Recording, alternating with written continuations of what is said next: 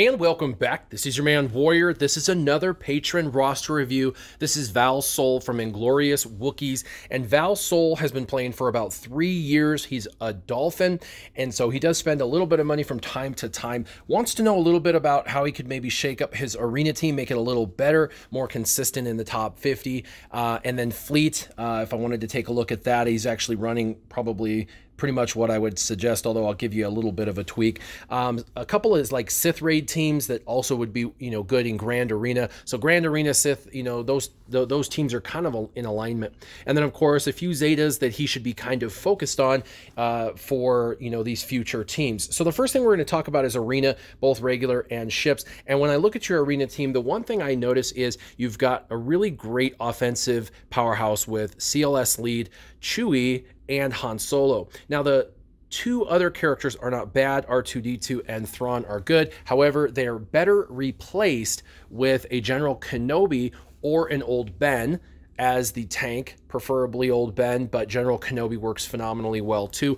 And then in that fifth slot, C-3PO. So that's going to lead me to one of the teams that you should probably consider working on, significantly consider working on, because C-3PO not only would be great for many, many teams for all the raids and grand arenas, but C-3PO is going to work really well, actually take your team from great to phenomenal. In fact, with C-3PO, you can destroy anything, including Darth Revan and regular Revan. Yes, that's right. Not all of them, because you might be outmodded, but some of them that have average mods like yours, you're going to be able to work right through them. So when I looked at your Ewoks, I did notice that you're getting closer to being done. Poplu and Ewok Elder are super important, and so they're both really basically maxed out. That's excellent. You have a 7-star Chief Chirpa with the Zeta, so you've committed. That's amazing.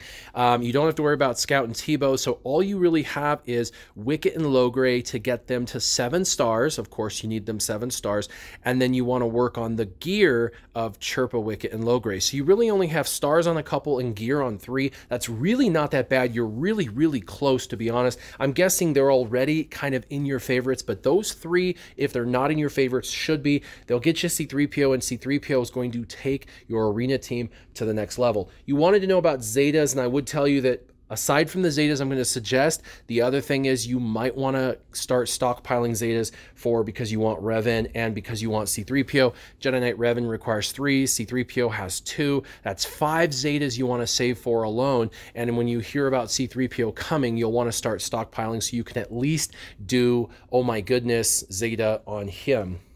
Now for ships, you're doing really well. You're using Admiral Akbar. You're using, of course, the Millennium Falcon with Houndstooth. And in your 3rd slot, you're using Ghost. That's what I used for a long time. It's a great option. It gives you, a greater chance of your debuffs landing when theirs are not going to land quite as much because of Ghost's abilities. But the downside is it doesn't stealth, and so you've got a lot of people who can counter it by just simply targeting it and killing it, and we know the Houndstooth is what you want them to hit. So there's a couple of ships you have that I think might actually do better for you.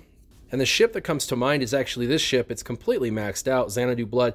It starts with stealth right off the bat, so it's going to be impossible to target, kind of like Biston's Ewing, and it's better than your Biston's Ewing in the sense that it's stronger in every way. It's got an AoE. It can call an assist with AoE. It has a double tap if it's running with Houndstooth, because Houndstooth can put down Breach, and it can put down Breach as well, so it can get that double tap on its basic. But the AoE, the stealth, the double tap, all of this stuff makes for a really great ship. It's hard to kill. It does a decent amount of damage.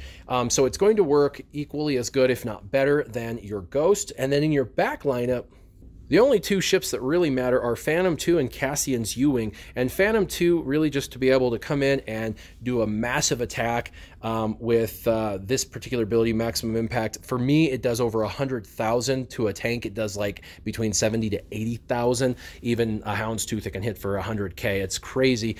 So this is really good. You definitely want this maxed out. And then, of course, you can call an immediate assist, and that assist should be Cassian's Ewing. When he comes in, he'll clear all of the you know, he'll dispel everybody on the opposing side. Provided breach is no longer on one of your characters, you'll be able to target the Millennium Falcon, and you can use his call to assist, which is actually called Guerrilla Strike.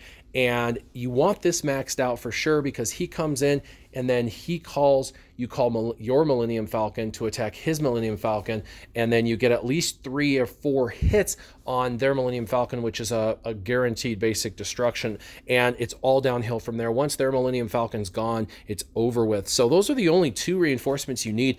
Every other reinforcement is a personal choice. You can take in anything you want. You could have TIE Advanced in that background.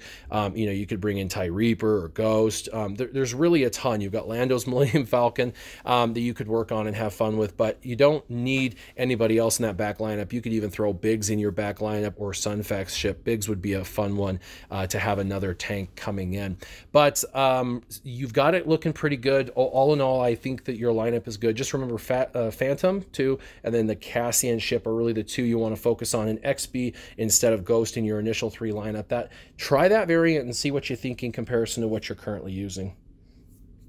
Now for the Sith Raid and for Grand Arena, you know, you've got a lot of really great teams. We're going to talk about a couple of teams I feel like you should develop. These are really important teams that I feel like you have some development on, but you haven't quite finished, or you haven't even started. And they're teams that I feel like you would benefit the greatest from. So let's go ahead and get right into those teams. Now, you already told me that you want to get Revan, and because of that, you're working on the Old Republic teams. You also want to be able to, you know, eventually get Darth Revan, but that's going to take quite a while. So you've got the character 7-star, gear 8. You're probably very, very close to being able to get Revan. My guess is you're going to take a couple of these characters higher than this. And the truth is, these Old Republic characters, the top 5, are actually all really, really good. T3's phenomenal under JTR with droids. Also works phenomenal with any droid team, including General Grievous. Mission and Zalbar are the newest, greatest duo that you can have in Grand Arena, that you can put underneath either Kira, or you can put underneath, you know, Karth eventually, and they're insane. But even without being underneath Karth, they're still awesome. They're definitely worth their Zeta.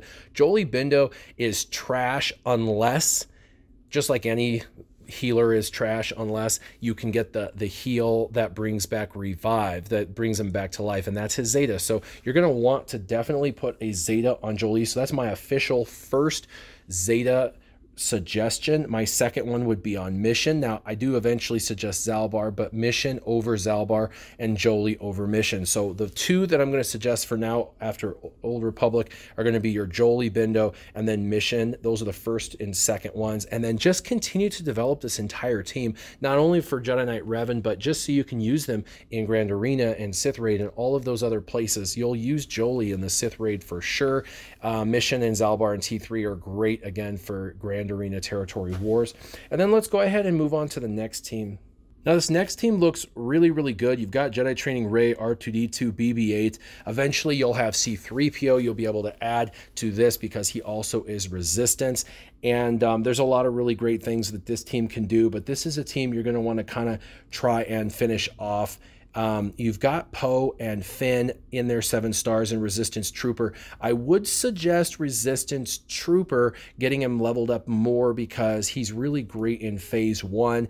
Actually, he's phenomenal in Phase 1. He can do a significant amount of damage underneath Jedi Training Rey.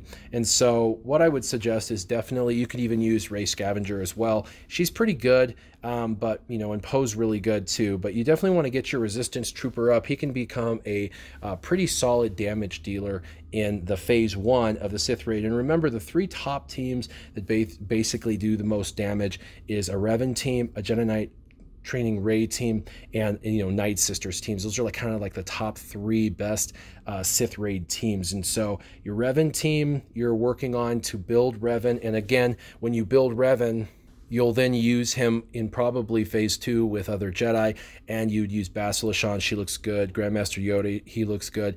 You can use Hermit Yoda or General Kenobi. They both look good. General Kenobi 7 stars, so for now you could use that. And then of course you'll have a Revan lead, and you could even use Ezra Bridger in there as another additional damage dealer, but you could hopefully get Hermit Yoda up to 7 stars soon and use him in that team as well. So you're going to be able to blend him. And then Jolie Bindo, of course, in my opinion, should be on that team, not only for the revive, so you get an extra couple of rounds of attacks after Enrage, but he's just he calls an assist. You can always call Yoda for an assist, and if Yoda's hitting for 80 to 100,000, it really makes Jolie Bindo an asset for sure. So you want to definitely max out Jolie Bindo, and this will be the team that you're using with the Revan that you earn once you get your Old Republic up.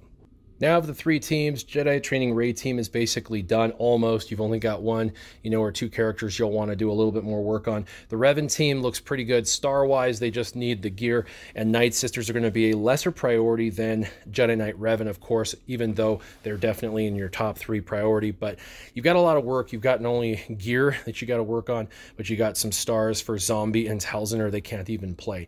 You've definitely got Talia and Night Sister Spirit up there. That's great because Talia will work really, really good in the raids when she heals, the turn meter gain underneath Asajj's lead.